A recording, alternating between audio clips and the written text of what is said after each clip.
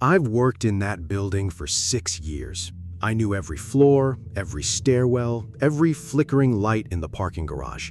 So I genuinely cannot explain the hallway behind the vending machine, the one that didn't end. It was a Thursday, and I was the last one on the floor. That happened a lot. I was the guy who stayed late to avoid going home to an empty apartment, which is its own kind of sad, but it's not the point. The point is that around 11 at night, I went looking for the bathroom on the far side of the floor, the one nobody used, because the closer one had an out-of-order sign on it. To get there, you cut past the old break room, the one with the vending machine that had been broken since before I started. And that night, for the first time in 6 years, there was a hallway behind it. Not a new hallway, an old one. Same scuffed beige tile, same drop ceiling, same buzzing fluorescent lights as the rest of the building. It looked like it had always been there. It looked so much like the rest of the building that my brain just accepted it, the way you accept a door in a dream.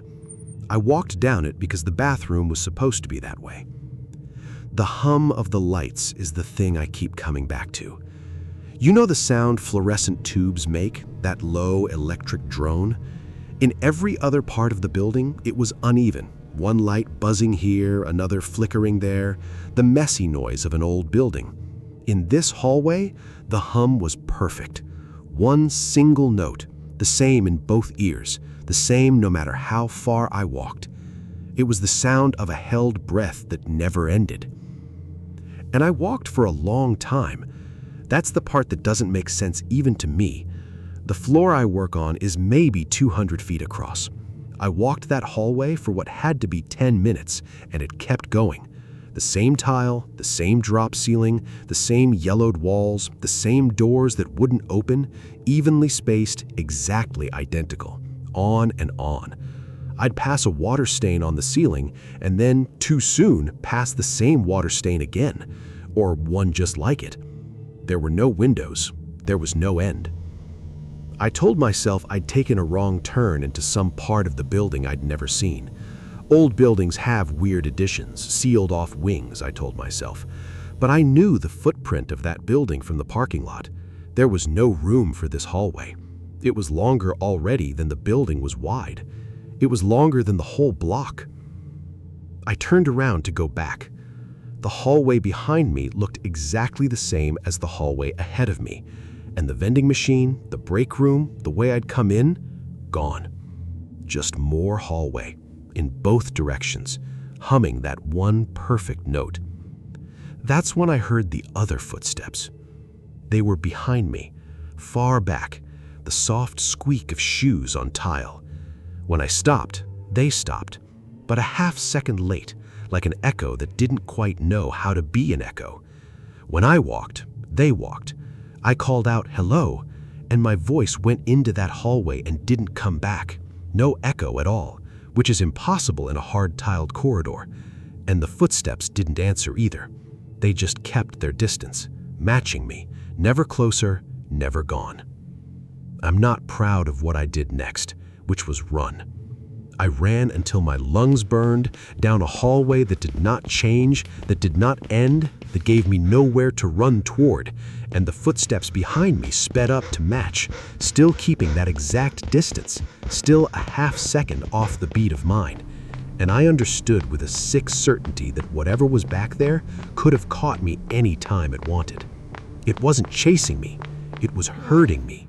It was enjoying the fact that there was nowhere to go.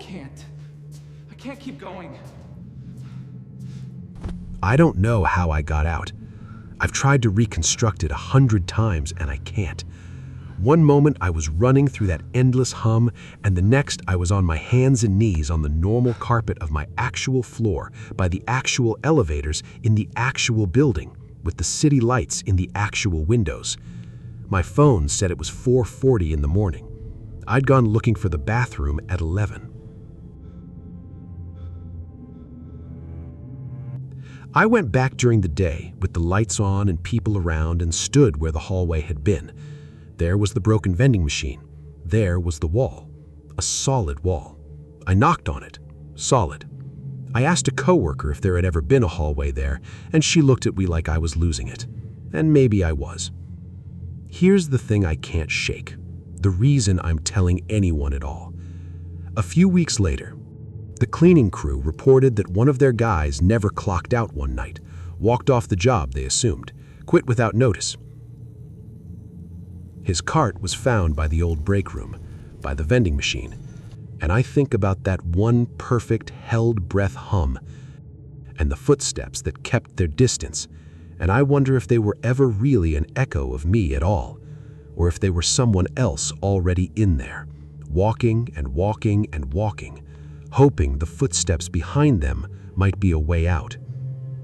I don't stay late anymore, and I will never, as long as I live, walk past that vending machine again. If you enjoyed this nightmare, subscribe now. There are plenty more doors you probably shouldn't open waiting on this channel.